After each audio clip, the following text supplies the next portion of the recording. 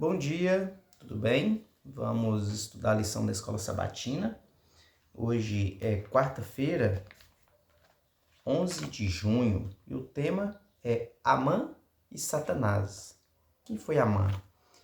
Amã foi um general do rei Assuero, no tempo de Esté, né? Do livro de Esté aqui. E a lição vem trazendo aqui um paralelo sobre as atitudes de Amã e as atitudes de Mordecai, principalmente contra o povo de Deus, lógico, né?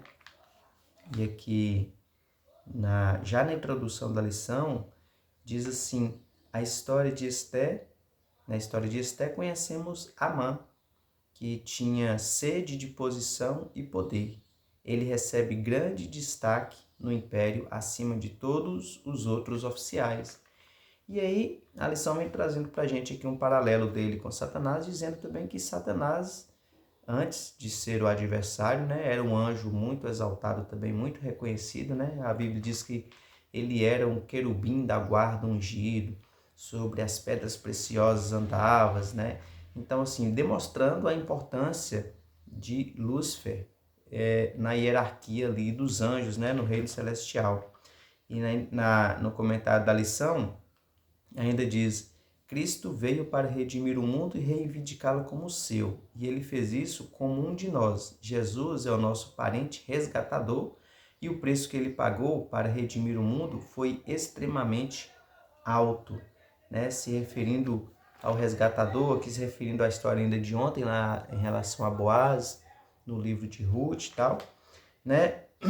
E ainda diz assim, que em relação à queda de Lúcifer, que os textos que descrevem a queda de Lúcifer, como o livro de Ezequiel, no capítulo 28, Isaías, capítulo 14, que existe um paralelo parecido entre Satanás e Naamã, né? Em relação à vaidade de Naamã, também o desejo de Satanás de ser adorado e tal, ele se engrandeceu, se envaideceu, né?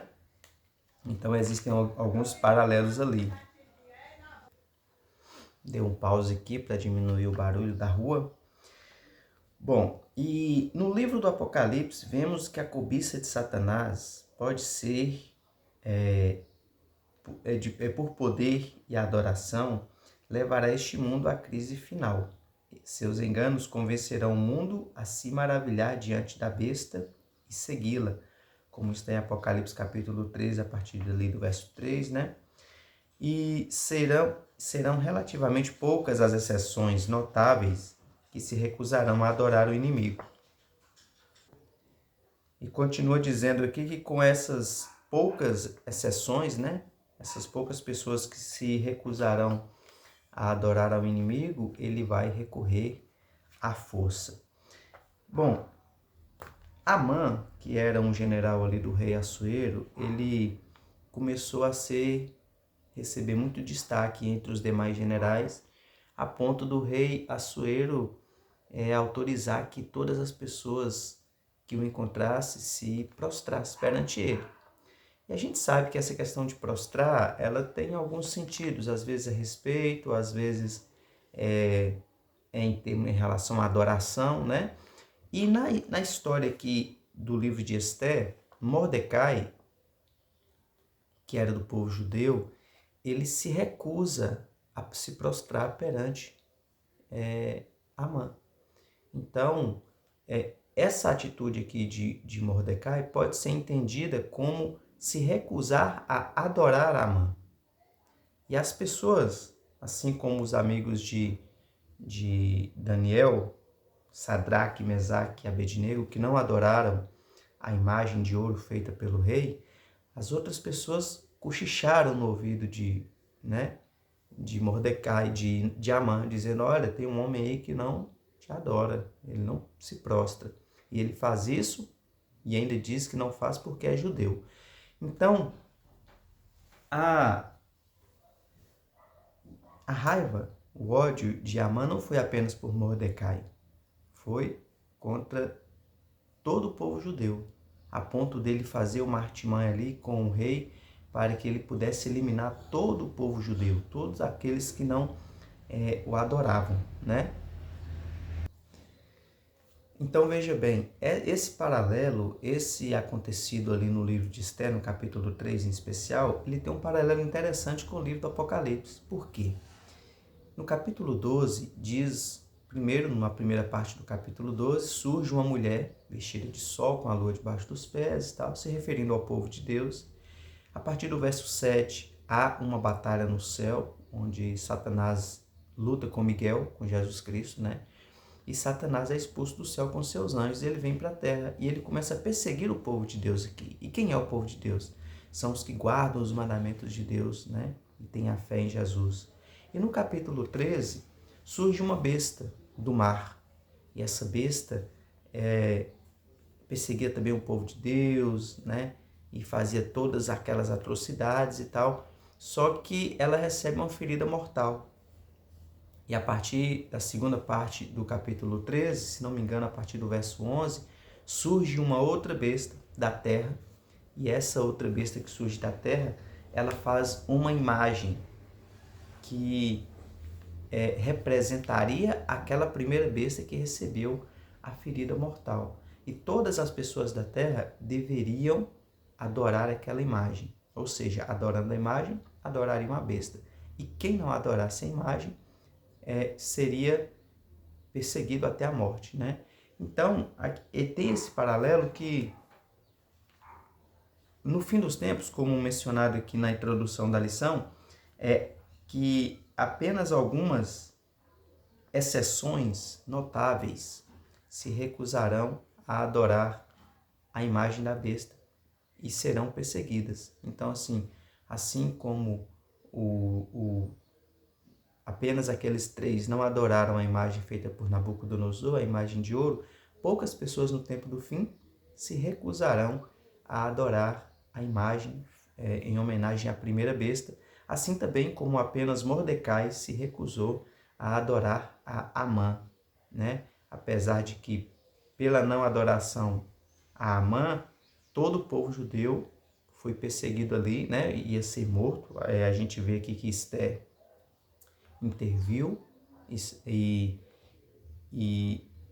o rei Mordecai autorizou que eles se defendessem e tal. Enfim, o povo não foi destruído naquela circunstância ali, mas há esse paralelo de que no tempo do fim, poucas pessoas serão fiéis ao Deus verdadeiro, e por causa dessa fidelidade, algumas pessoas podem até questionar, mas nesse tempo que a gente vive vai ter uma perseguição de morte religiosa por causa de religião, de adoração e tal.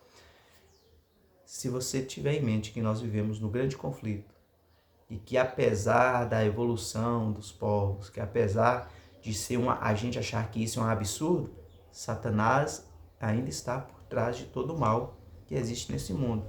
Então, aqueles que não forem influenciados pelo Espírito Santo, certamente serão influenciados pelo inimigo de Deus. E aqui diz, no comentário final da lição, Satanás reivindica este mundo, mas a presença de pessoas que permanecem leais a Deus, que guardam seus mandamentos, como diz em Apocalipse capítulo 12, verso 17, né? Desmente sua reivindicação de supremacia completa.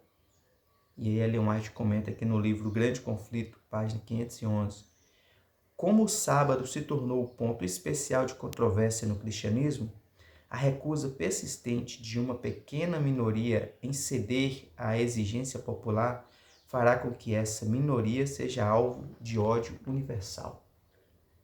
Essa questão do sábado ela é interessante porque nós já falamos várias vezes que ninguém será salvo porque guarda o sábado. Todos serão salvos mediante a aceitação da graça de Jesus. Todo aquele que aceita Jesus Cristo quer viver conforme a vontade dele. Aquele que aceita Jesus Cristo de verdade, não estou falando que ele deixa de ser pecador não, mas aquele que aceitou quer viver de acordo à vontade de Deus. Ele quer viver de acordo com a vontade de Deus. E a vontade de Deus é que nós sejamos pessoas cada vez melhores. E ele nos mostra o que é ser pessoas melhores. É amar a Deus e amar o próximo.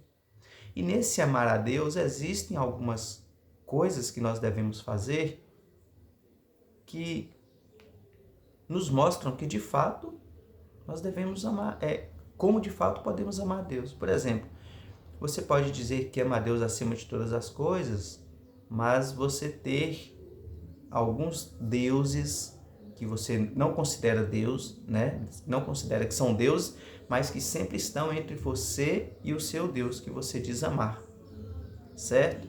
E entre essas coisas, como diz nos mandamentos do Senhor, e entre esses detalhes assim que a gente vê da vontade de Deus para cada um de nós, por exemplo, nos 10 mandamentos, primeiro mandamento, não terás outros deuses diante de mim. É o primeiro mandamento.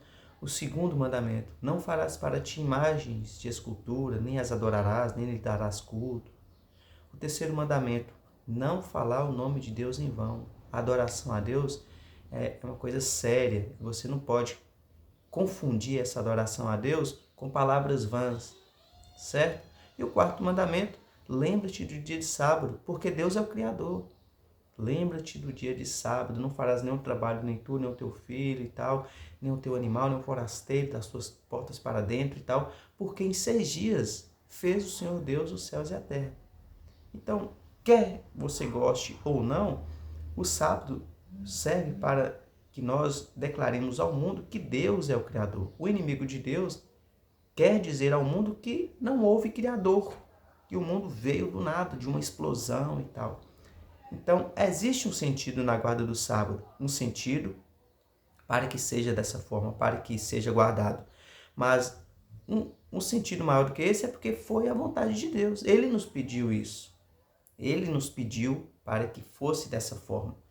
Você pode não gostar ou não, mas é o pedido dele, né? Então, se ele pede, se é uma marca da adoração a ele, que se você não faz isso, você está sendo desobediente. Repito, você não será salvo por guardar o sábado. Você será salvo por amar a Deus e aceitar a sua graça.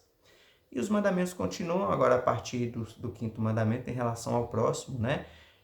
Honra teu pai e tua mãe, não roubar, não matar, não adulterar, não dizer falso testemunho, não cobiçar a casa do teu próximo e tal. Enfim, são ali os requisitos, um resumo do que de fato Deus quer para a humanidade, tá bom? E no Apocalipse, como já mencionado, lá no capítulo 12, Satanás está furioso contra um povo que guarda os mandamentos de Deus. E Ellen White comenta aqui no finzinho, como já falado, como o sábado se tornou o ponto especial de controvérsia no cristianismo, a recusa persistente de uma pequena minoria em ceder à exigência popular fará com que essa minoria seja alvo de ódio universal.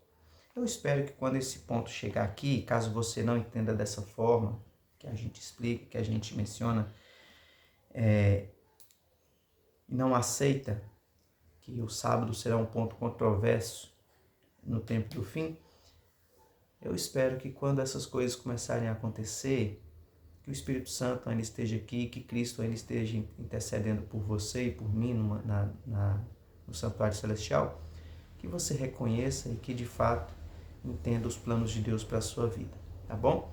Então é isso, esse é o paralelo que tem entre Mordecai e o povo de Deus, Amã e Satanás, enfim, que nós possamos entender esse paralelo e também fortalecer a nossa fé, o nosso compromisso de estar sempre com o nosso Senhor e Salvador Jesus Cristo.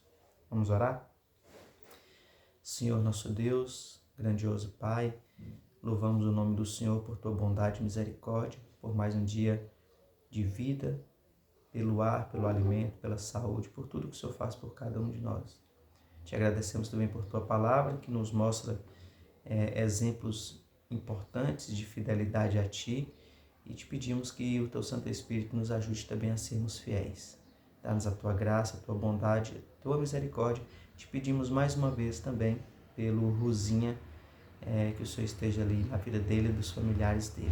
Esteja conosco, oramos e agradecemos em nome de Jesus. Amém.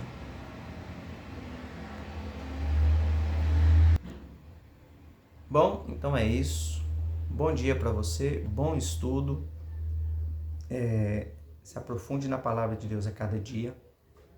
Aprenda mais dele e do plano da salvação que ele tem para cada um de nós. Fique com Deus e até o nosso próximo estudo, próximo encontro, tá bom?